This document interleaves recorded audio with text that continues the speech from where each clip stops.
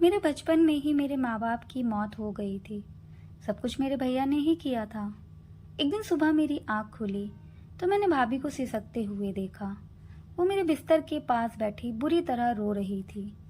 मैंने अपने माँ पापा को तो कभी नहीं देखा था, क्योंकि मेरे पैदा होने के 4 साल बाद वो दोनों एक कार एक्सीडेंट में मारे गए थे। इसलिए भाभी को रोता देखकर हमेशा मेरा दिल तड़प जाया करता था, लेकिन मैं चाहकर भी कभी उनसे कुछ पूछ नहीं सकती थी। अक्सर ही सुबह भाभी का ऐसा हाल होता। कुछ समय पहले मैंने एक बार भाभी से पूछा था कि आखिर वो भैया के कमरे से सुबह सुबह बाहर आकर इतना रोती क्यों हैं। तो भाभी ने कोई जवाब नहीं दिया और मुझे डांट दिया। भाभी जब भी उनके कमरे से निकलती, भाभी का हुलिया बहुत ही अजीब सा होता। उनके बिखरे हुए बाल और पुराने कपड़े एक अजीब सी मजबूरी सुना रहे होते। ये सिलसिला कुछ साल पहले ही शुरू था और जैसे जैसे मुझे होश आ रहा था, मेरे लिए सब कुछ अचंभित होता जा रहा था। मेरे अंदर एक जुनून सा पैदा हो गया कि मेरा भाई आखिर मेरी भाभी के साथ रात भर करता क्या है। इस सवाल ने मुझे बेचैन कर दिया। मैं 16 साल की हो चुकी थी और अब बहुत सी बातें अच्छी तरह समझने लगी थी। भाभी का रोता चेहरा देखकर मुझे किसी मजबूरी की चेतावनी लगती, लेकिन हैरत की बात यह थी कि जब भाभी कमरे से निकलती तो वो रो रही होती, और जब भाई कमरे से निकलते तो उनके चेहरे पर एक दिलकश मुस्कुराहट होती और वो कुछ ना कुछ गुनगुनाते रहते, जैसे बहुत खुश हों। और भाभी का हाल ऐसा होता कि भाभी भैया के कमरे से निकलने के बाद दोबारा उनके सामने जाने से भी डरती थी। वो उनका नाश्ता भी मेरे ही हाथ उनके कमरे में भेज देती, खुद सारा वक्त किचन में खड़ी रहती और आंसू बहाती रहती, या तो बाथरूम में बंद हो जाती। भाभी की हालत देख देख कर मुझे बहुत तरस आता था। मैं 10वीं क्लास में पढ़ती थी और नाश्ता देने के बाद मैं अपने स्कूल के लिए घर से निकल जाया करती थी, लेकिन सारा वक्त मेरे दिमाग में भाभी का ख्याल घूमता रहता। मैंने कभी किसी सुबह भैया को परेशान या बेचैन नहीं देखा था। वो हमेशा ही बहुत खुशी से नाश्ता करने बैठते और उनका चेहरा बहुत ही खुश दिखता था, जबकि भाभी को देखकर ऐसा लगता था कि किसी भी पल भाभी को कुछ भी हो जाएगा। अक्सर मैं नाश्ता बनाते हुए भाभी के शरीर को कपकपाते भी देखती थी। मेरा दिल चाहता था कि मैं भाभी से पूछूं कि भाई रात को उनके साथ ऐसा क्या करते हैं जो उनका इतना बुरा हाल हो जाता है, मगर भाई के नाम पर भाभी के चेहरे पर खौफ नजर आने लगता था। भाभी हर रात भैया के कमरे में सोने के लिए नहीं जाती थी, बल्कि वो मेरे साथ ही सोती थी। कभी कभी उन्हें जबरदस्ती भैया अपने साथ कमरे में ले जाते और भाभी मना करने की कोशिश करती, लेकिन भैया उनकी एक न सुनते। भैया की आवाज़ में मोहब्बत की ऐसी चाशनी घुली होती कि सुनने वाला हैरान रह जाए, लेकिन मैं अच्छी तरह जानती थी भैया भाभी को कमरे में ले जाकर यकीनन उनके साथ कुछ गलत करते होंगे। किसी भी लड़की के लिए किसी लड़की को रोता तड़पता देखना बहुत ही मुश्किल काम है, और मेरा भी ऐसा ही हाल था। ना मैं पढ़ाई पर ध्यान दे पा रही थी और ना ही घर में मेरा दिल लगता था। मेरा दिल चाहता है कि मैं किसी भी तरह अपनी भाभी को भाई के कमरे में ना जाने दूं, लेकिन मैं किसी तरह भाई को मना नहीं कर सकती थी। भाई तो मेरे सामने भाभी के साथ बहुत ही मोहब्बत से पेश आते थे। घर के माहौल ने मुझे इस कदर परेशान किया था कि मैं इम्तिहान में बुरी तरह फेल हो गई। मैंने भाई और भाभी को रिजल्ट नहीं बताया, लेकिन मेरे दोस्त हैरान थे क्योंकि मैं पढ़ाई में बहुत अच्छी थी। वो बार बार मुझसे पूछने लगी कि मेरा ध्यान कहाँ रहता है। मैंने उससे भाभी और भैया के बारे में बता दिया। तुम्हारे भैया अंग्रेजी फिल्में तो नहीं देखते? सोहा ने अचानक से सवाल किया। मैं हक्का बक्का उसे देखने लगी। फिल्म का भला क्या मकसद था? वो अलग निगाह से मुझे देख रही थी और मैं उसकी बात समझ ना पाई। उसने बात बदल दी, लेकिन मेरी सुई उसकी बात पर अटक गई।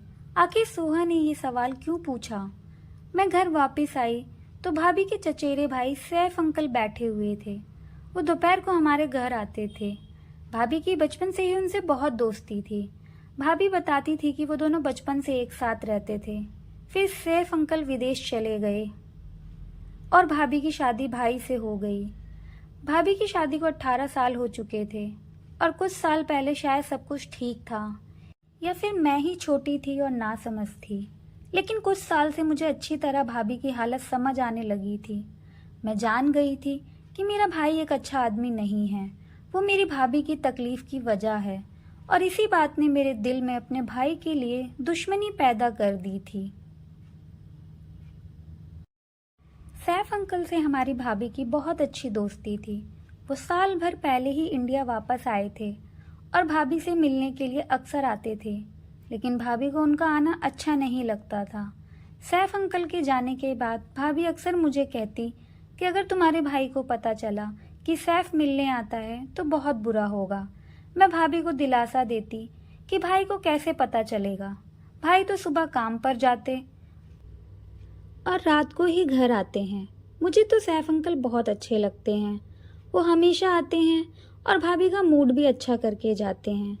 मेरे लिए भी बहुत से सामान लेकर आते हैं। भाई की आमदनी इतनी कम थी कि गुजर बसर भी मुश्किल से होता था। रात में मैंने अपना और भाभी का बिस्तर लगाया और भाभी के साथ आंखें बंद करके लेट गई। थोड़ी देर में भाई मेरे कमरे में आए। भाभी ने एक बार फिर इनकार किया। तुम्हें सोचना चाहिए, अब तुम्हारी बहन जवान है, वो 100 सवाल करने लगी है, लेकिन तुम्हें इस बात से कोई फर्क नहीं पड़ता। भाभी ने धीमे लहजे में भाई को जवाब दिया। भाई ने जबरदस्ती भाभी को हाथ से पकड़ा और उठाकर अपने साथ ले गए। मुझे अजीब सी घबराहट होने लगी थी। भैया भाभी के साथ न जाने क्या करते थे। और सोहा की अंग्रेजी फिल्म वाली बात मेरे दिमाग में अटक गई थी। कुछ घंटे गुजर गए थे, लेकिन भाभी वापस नहीं आई। मैं पानी पीने के लिए कमरे से निकलकर बावर्ची खाने में गई। भाभी थोड़ी ही देर में मेरे पीछे चली आई। मैंने एक गहरी निगाह भाभी पर डाली, जिनके बाल बिखरे हुए थे।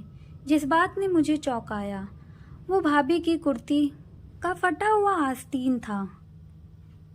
भाभी को मेरी नज़रों का एहसास हो गया। वो जल्दी से दुपट्टा अच्छी तरह लपेट ली। मेरे सामने ही भाभी ने सुबह सही सूट पहना था, लेकिन फिर अचानक ही भाभी का सूट कैसे फट गया। भाभी मुझसे पूछ रही थी कि मैं इतनी रात को क्यों जाग रही हूँ।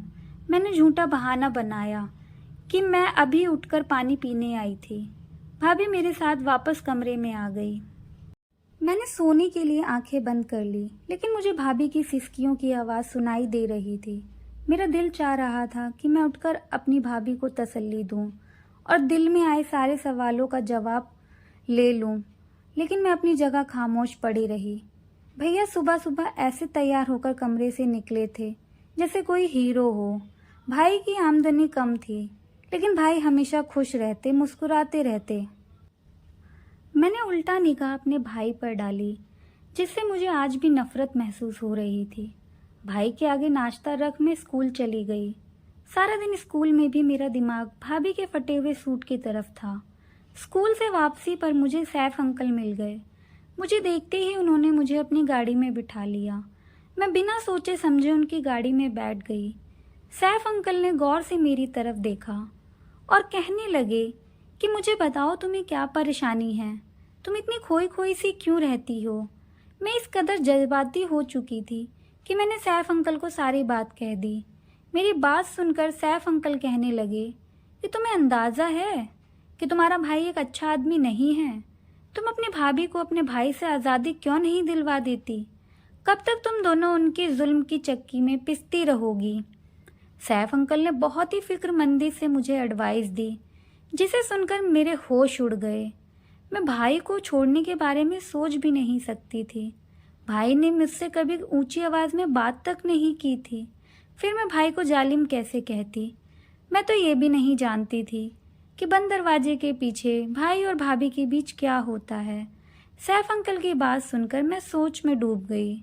बहुत सोचने के बावजूद भी मुझे भाई की कोई ऐसी बात याद नहीं आई जिससे मैं उन्हें जालिम करार देती, लेकिन भाभी की तड़प और आंसू मुझे भाई को जालिम साबित करते थे। लेकिन सैफ अंकल मुझे स्कूल से लेकर घर चले आए और खुद भी आ गए। भाभी हम दोनों को देखकर खुश हो गई। हमारे लिए फौरन खाना लगा दिया। मैं बहुत ज़्यादा थक गई थी, इसलिए सोने के लिए अपने कमरे में आ गई और सैफ अंकल भाभी के पास बैठे रहे। मुझे नींद नहीं लग रही थी, तो मैं सारा वक्त सैफ अंकल की बात सोचती रही। भाभी को भाई के कमरे में गए कई दिन गुजर चुके थे और पिछले कई दिन से भाभी मेरे साथ कमरे में सो रही थी। भाभी जब मेरे पास रहती थी बिल्कुल अच्छी और बेफिक्र रहती थी। भाई का रवैया तो हमेशा एक जैसा ही रहता था। जिस दिन वो भाभी को अपने कमरे में ले जाते उस दिन वो रोजाना से ज्यादा खुश महसूस होते थे। कई दिन बाद भाई भाभी को फिर अपने कमरे में ले गए और मैं सारी रात बेचैनी से करवटें बदलती रही। भाभी जब सुबह भाई के कमरे से निकली तो उन्हें ठीक तरह से चलना भी नहीं आ रहा था और वो अपने पैर जमीन पर घसीट घसीट कर बड़ी मुश्किल से चल रही थी। मैंने भाभी से पूछा कि भाभी तुम्हारे पाँव में क्या हुआ है? तो भाभी कहने लगी, छोटी छोटी बातों पर ध्यान मत दो और दिल लगाकर पढ़ाई करो। अगर तुम्हारा रिजल्ट अच्छा नहीं आया तो तुम्हारे भाई उसके जिम्मेदार मुझे ही समझेंगे। भाभी की आंखों से टिप टिप आंसू गिरने लगे और भैया के लिए नाश्ता बनाने चली गई। उसके बाद दोबारा किचन से बाहर ना आई। मैं भाभी को नाश्ता देने के बाद भैया के पास गई, उन्हें नाश्ता दिया तो भैया मुझसे पूछने लगे। भैया के लहजे में इतना शहद था कि मैं भैया की इस दोगली तबीयत पर हैरान रह गई। भैया किसी तरह भी सख्त जालिम नजर नहीं आते थे, बल्कि भाभी की हालत चीख चीख कर भैया के जुल्म की दास्तां सुनाती। मैंने भाई से कहा कि मुझे भाभी के बगैर नींद नहीं आती और वो भाभी को रात को अपने कमरे में ना बुलाया करें। मेरी बात सुनकर भैया मुस्कुराने लगे, कहने लगे, मैं तो कभी कभी तुम्हारी भाभी को अपने पास बुलाता हूँ। मेरा भी तुम्हारी भाभी पर हक है और मैं उससे बहुत मोहब्बत करता हूँ। भैया की बात सुनकर मेरा खून खौल उठा, क्योंकि उनकी मोहब्बत के नज़ारे मैं आए दिन देखा करती थी। लेकिन भैया से कुछ बोलने के बारे में मैं सोच भी नहीं सकती थी, इसलिए खामोशी से स्कूल चली गई। स्कूल में टीचर पढ़ाते हुए हमसे समझा रही थी कि कभी भी पूरा सच जाने बगैर कोई फैसला नहीं करना चाहिए। आधा सच हमेशा बहुत खतरनाक होता है, जो इंसान को बर्बाद करके रख देता है। टीचर की बात ने मेरे दिमाग की एक और खिड़की खोल दी। मैंने सोच लिया कि मैं भैया का पूरा सच जानकर रहूंगी और फिर अपनी भाभी को भाई से आज़ादी दिलवा दूंगी। सैफ अंकल ने मुझसे वादा किया था कि वो हर वक्त मेरी मदद करने को तैयार रहेंगे। मेरी भाभी बिल्कुल मेरे जैसी थी। मैं उम्र में 16 साल की थी, लेकिन शरीर में लंबाई में बिल्कुल अपनी भाभी की तरह थी। अगली रात मैंने खुद ही अपनी भाभी को नींद की दवा देकर सुला दिया और खुद अपनी भाभी की चुन्नी ओढ़कर भाई के कमरे में चली गई। भाई के कमरे में एक छोटा सा बल्ब जल रहा था। भाई अंधेरे की वजह से मुझे भाभी समझ बैठे और कहने लगे कि मेरी खुशनसीबी है कि सीमा आज खुद चलकर मेरे कमरे में आई है। भाई बहुत ही खुशी से कहते हुए मेरे पास आकर बैठ गए। बहुत ही इज्जत से मुझे अपने बराबर में बिठा लिया। भाई के बराबरी में मैं बैठे मेरा शरीर कांप रहा था। मैं नहीं जानती थी कि उससे आगे मेरे साथ क्या होने वाला है, लेकिन आज मैं पूरा सच जानना चाहती थी। भाई बहुत मोहब्बत से कहने लगे, सीमा छोटी जवान हो रही है, ये कहकर तुम मुझसे इस कदर दूर हो गई है कि मुझे ज़बरदस्ती तुझे अपने कमरे में बुलाना पड़ता है। मेरा भी तुझ पर कुछ हक है। मैं मानता हूँ हमारी बहन जवान हो रही है, लेकिन वो इतनी छोटी भी नहीं है। वो इतनी नासमझ नहीं है कि भाई भाभी एक कमरे में एक साथ रहते हैं तो सारा दिन काम करके थक जाती है। चल अब सुकून से सो जा, मैं तुझे अपने करीब देखकर खुश हो जाता हूँ। भाई को अंधेरे की वजह से मेरा चेहरा नजर नहीं आ रहा था और भाई ने खुद ही मुझे अपने तकिया पर लिटा दिया। वो बहुत आहिस्ता आहिस्ता बातें करने लगे। वो कह रहे थे कि अपनी आमदनी का कुछ हिस्सा उन्होंने जमा कर लिया है, जिससे वो मेरी शादी करेंगे। उसके बाद जो कुछ भाई ने कहा वो सुनकर मेरे होश उड़ गए। वो कह रहे थे, मैं जानता हूँ कि सैफ ने एक बार फिर हमारे घर का रास्ता देख लिया है, लेकिन सीमा मैं तुझे बता दूँ कि वो इंसान ठीक नहीं है और ना ही उसकी नीयत अच्छी है। पहले भी एक बार उसने तुझे बर्बाद करने की कोशिश की है और अब तो हमारे घर जवान बहन भी है, इसलिए तो एहतियात का दामन थाम के रखना। भाई को अभी तक मालूम नहीं था कि मैं भाभी नहीं हूँ बल्कि उनकी बहन हूँ। और कुछ ही देर बाद भाई को नींद लग गई। काफ़ी देर तक मैं दम साधे भाई के पास बैठी रही, लेकिन भाई तो बहुत गहरी नींद में सो चुके थे। मैं खामोशी से उठकर कमरे से बाहर निकल आई। भाई ने कुछ भी ऐसा नहीं किया था जिससे मुझे कुछ भी समझ आता। भाई तो बहुत इज्जत और एहतराम से बातें किए और सो गए। फिर भाभी ऐसा क्यों करती हैं? इसलिए सैफ अंकल और भाभी को लेकर मेरे दिल में बहुत से सवाल पैदा हो चुके थे। अगली सुबह भाई रोजाना की तरह थे और उनका चेहरा ऐसे था जैसे भाभी के साथ रात गुजारने के बाद हुआ करता था। मैं खामोशी से भाई का जायजा ले रही थी, लेकिन मुझे भाई के रवैये में कोई बदलाव नजर नहीं आ रहा था। स्कूल से वापस लौटी तो घर के बाहर ही सैफ अंकल की गाड़ी खड़ी हुई थी। मैं हमेशा दूर से सलाम करके घर में आती थी, लेकिन आज मैं चोरों की तरह दबे पांव घर में घुस गई। भाभी और सैफ अंकल मेरे कमरे में एक साथ बैठे बातें कर रहे थे।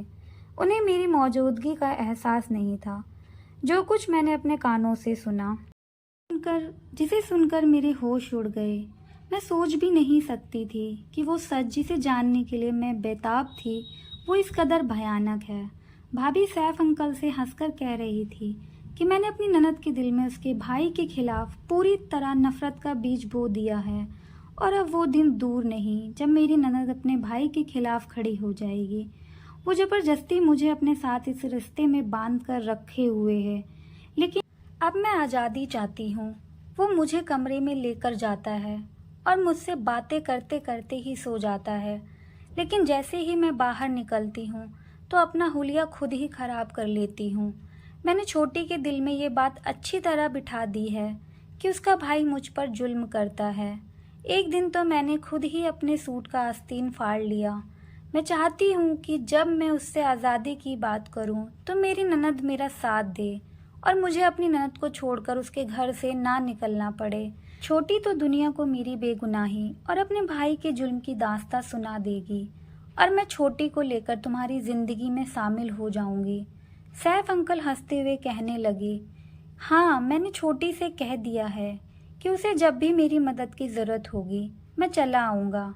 भाभी सैफ अंकल से कहने लगी कि पहले की तरह तुम मुझसे बेवफाई ना करना। एक बार पहले भी तुम मुझे बीच रास्ते में छोड़कर चले गए थे। उस वक्त मेरे पति ने मुझे माफ़ करके अपनाया था। सैफ अंकल मेरी भाभी का हाथ पकड़कर कहने लगे कि मैंने बहुत मजबूरी में तुम्हारा साथ छोड़ा, क्योंकि मेरे घर वाले इस बात से बिल्कुल खिलाफ थे कि मैं एक शादीशुदा औरत से रिश्ता करूं। लेकिन अब मुझे रोकने वाला कोई नहीं। मैं पूरे दिल से तुम्हें अपनाऊंगा और तुम्हारी ननद को हम अच्छे दामों में विदेश में बेच देंगे।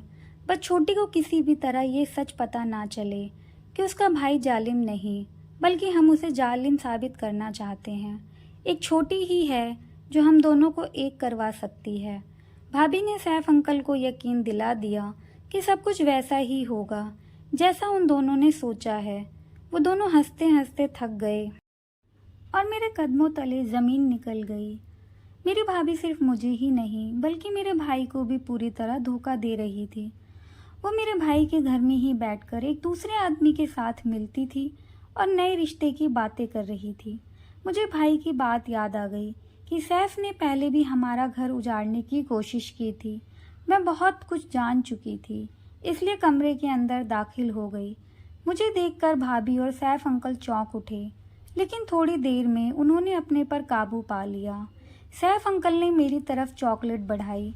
मैंने चॉकलेट पकड़ने के बजाय भाभी की शक्ल देखी और सख्त लहजे में भाभी से पूछा कि आपको मुझे बताना पड़ेगा कि आखिर आपको भाई से क्या मसला है। भाभी जान चुकी थी कि उनके झूठ का पोल खुल चुका है, इसलिए बिना झिझके भाभी ने मुझे सारा सच बता दिया। भाभी शादी से पहले अंकल से मोहब्बत करती थी, लेकिन सैफ अंकल शादी करने के बजाय विदेश जाकर नौकरी करने लगे और भाभी की मोहब्बत को छोड़कर अपना कैरियर चुना। बचपन की मोहब्बत में अपना रंग कच्चा ना होने दिया और भाभी के दिल में सैफ अंकल की मोहब्बत का रंग बसा रहा। भाभी के घर वालों ने भाभी के लिए भाई को पसंद कर लिया। भाभी जवान और खूबसूरत थी, जबकि भाई उम्र में 9 साल बड़े थे और भाई आम शक्ल सूरत के मालिक थे, जबकि सैफ अंकल हैंडसम थे। भाभी के लिए भाई का रिश्ता घर वालों की मर्जी से था और भाभी ने अपने घर वालों की जबरदस्ती पर भाई से शादी तो कर ली, लेकिन वो कभी भाई को दिल से अपना ना पाई। जबरदस्ती का ये रिश्ता भाभी के लिए किसी बोझ की तरह था, लेकिन भाभी इस रिश्ते को किसी तरह चला रही थी, कि तभी भाभी की शादी के कुछ साल बाद सैफ अंकल विदेश से कुछ दिन के लिए वापस आए, तो उनके दिल में भाभी को लेकर एक बार फिर से जज्बात जाग उठे। भाभी की बचपन की मोहब्बत और अपने जज्बात के हाथों मजबूर होकर सैफ अंकल से चुपके चुपके मुलाकातें करने लगी। लेकिन कुछ ही दिनों में ये बात भाभी की बड़ी मम्मी को पता चल गई और उन्होंने सारे खानदान में भाभी की इज्जत को उछालना शुरू कर दिया। भाई भाभी से सच्ची मोहब्बत करते थे, इसीलिए उन्होंने भाभी को बदनामी से बचा लिया और इस तरह सारी बातों को झूठा साबित कर दिया। जब भाई ने भाभी का साथ दिया तो सारा खानदान अपने आप ही खामोश हो गया। बड़ी मम्मी के हाथ मेरी भाभी को ना आ सकी, लेकिन उन्होंने सैफ अंकल पर सख्ती की और उन्हें ज़बरदस्ती वापस भेज दिया। मोहब्बत का जोश जंग की तरह बैठ गया था। अब 1 साल पहले सैफ अंकल ने दोबारा जिंदा कर दिया। अंकल हमेशा के लिए इंडिया आ गए और एक बार फिर वो भाभी के पीछे दीवाने हो गए थे। भाभी को तो पहले ही दिन से भाई पसंद नहीं थे। हमारे हालात भी कुछ खास नहीं थे, जबकि सैफ अंकल के पास विदेश का पैसा था और भाभी के लिए भाई को छोड़ना कुछ मुश्किल नहीं था। लेकिन दिक्कत ये थी कि भाई मुझसे भी बहुत मोहब्बत करते थे और भाभी मुझे अपने साथ विदेश ले जाना चाहती थी। इसीलिए भाभी ने जानबूझकर ये सारा खेल रचाया और मेरी नज़रों में भाई को गलत साबित कर दिया। भाभी हमदर्दी बटोरकर मुझे अपने साथ ले जाना चाहती थी, इसीलिए हमारे सामने भाई को जालिम साबित किया और खुद बेचारी बनकर रहने लगी। इतने साल से मैं यही सोच रही थी कि भाई तो कभी ऊंची आवाज़ में हमसे बात तक नहीं करते, तो वो बंद कमरे में भाभी पर जुल्म कैसे कर सकते हैं। मैंने भाभी से साफ साफ कह दिया कि अगर आपको उनके घर जाना है तो आप जा सकती हैं, लेकिन मैं अपने भोले भाले भाई को छोड़कर नहीं जाऊंगी। सैफ अंकल जो पहले ही भाभी को 2 बार छोड़ चुके थे, भाभी उनसे न जाने कैसे तीसरी बार उम्मीद लगाकर बैठी थी। मुझे सैफ अंकल की आंखों में आज पहली बार अपने लिए सिर्फ और सिर्फ ख्वाहिश दिखाई दी थी और मैं जान गई थी कि उस ख्वाहिश को पूरा करने के बाद भाभी उसके किसी काम की नहीं रहेगी।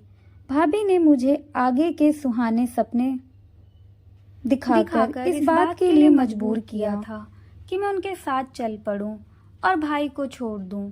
लेकिन मेरे लिए भाई को छोड़ना इतना आसान नहीं था और मेरे लिए मेरा भाई ही सब कुछ था। अगर मेरे सामने सारा सच ना आता तो शायद मैं कुछ गलत फैसला कर बैठती, लेकिन ऊपर वाले का शुक्र है कि मैंने अपनी आंखों से सब कुछ देखा और कानों से सुना। लेकिन भाभी अंकल के साथ जाने के लिए राजी थी। लेकिन जब सैफ अंकल ने देखा कि मैं किसी तरह उनके काबू नहीं आऊंगी और ना ही भाभी के साथ चलूंगी, तो एक बार फिर भाभी से अपनी राह जुदा करके भाभी को छोड़ गए। भाभी को पता चला था कि सैफ अंकल भाभी को भी विदेश ले जाकर बेचने वाले थे और मेरे साथ भाभी के अच्छे दाम मिल रहे थे। लेकिन जब खरीदार को पता चला कि मैं उनके काबू नहीं आई, तो उन्होंने भाभी को खरीदने से मना कर दिया। वो बहुत ही चालाक आदमी थे और मक्कार इंसान थे। उन्होंने मेरी भाभी की मोहब्बत को पूरी तरह अपने फ़ायदे के लिए इस्तेमाल करने का सोचा था। भाभी को जब एहसास हुआ कि जज्बात की धारा में बहकर वो कितना बड़ा नुकसान करने जा रही थी, अगर भाभी और मैं उनके साथ चले जाते तो वो हमारी इज्जत को एक बार फिर वैसे ही बदनाम करते जैसे बड़ी मम्मी ने भाभी की इज्जत की धज्जियां बिखेरने की कोशिश की थी। न जाने कौन सा अच्छा काम हम दोनों ननद भाभी ने किया था जो हमारे काम आ गया कि हम सैफ अंकल के चुंगल से निकल गए। भाभी ने मुझसे अपने किए की माफ़ी मांगी। मैंने भी भाभी से वादा किया अब वो कभी ऐसी गलती नहीं करेंगी।